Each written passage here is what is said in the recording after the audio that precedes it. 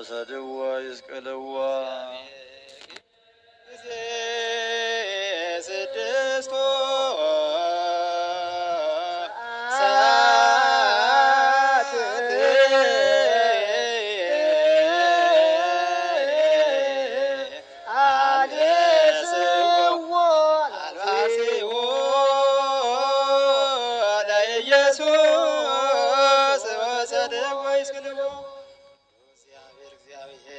ሳያል ቅዱስ ያው ዘይመውት ማርያም እንደዘገደ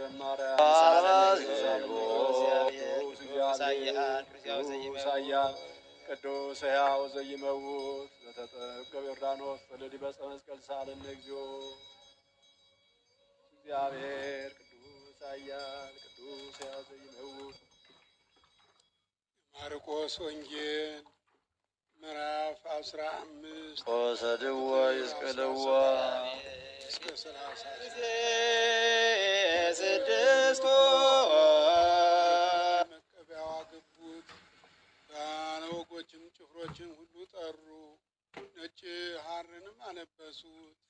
የሾህ አክሊልም ጎንጉነው በራሱ ላይ ደፉበት፣ ተዘባበቱበት። አይ ንጉሥ ሆይ ሰላምታ ይገባሃል ይሉት ነበር።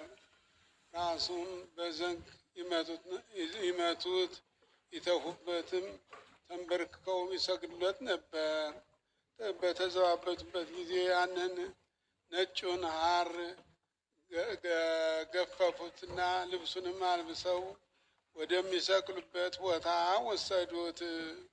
መስቀሉም ሊሸከም ዘንድ የቀሬና ሰው የሆነ ከመንገደኞች አንዱ ስምዖን የሚባል መንገድ ኃላፊ ከበረሃ ሲመለስ ያዙት።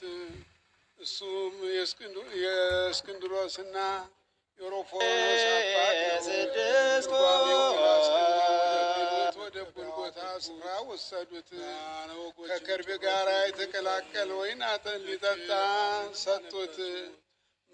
መጠጣትን እምቢ አለ። እሱንም ሰቀሉና በልብሶች ላይ ተጣጥለው እንደ ድርሻቸው ተካፈሉ። ሲሰቅሉትም 3 ሰዓት ነበረ። የበደሉም ደብዳቤ አይሁድ ንጉሥ ነው ይል ነበረ። ከእርሱ ጋር አንዱ በቀኙ አንዱም በግራው ሁለቱም በዲዎችን ሰቀሉ። ልብሱንም አልብሰው መጽሐፍ ከአመፀኞች ጋር ተቆጠረ ያለው ተፈጸመ። መንገድ ኃላፊዎችም ይሰድቡት ነበረ። ሰው የሆነ ራሳቸውም እየመንገደኞች አንዱ ስምዖን ይባል መንገድ ኃላፊ ቤተ መቅደስ ከበረሃ ሲመለስ ያዙት። የሚሰራው እሱም ራስን አድን ከመስቀልና የሮፎስ አባት የካህናት ወደ ጎልጎታ ስፍራ ወሰዱት። ከከርቤ ጋር የተቀላቀለ ወይን ሊጠጣ ሰጡት።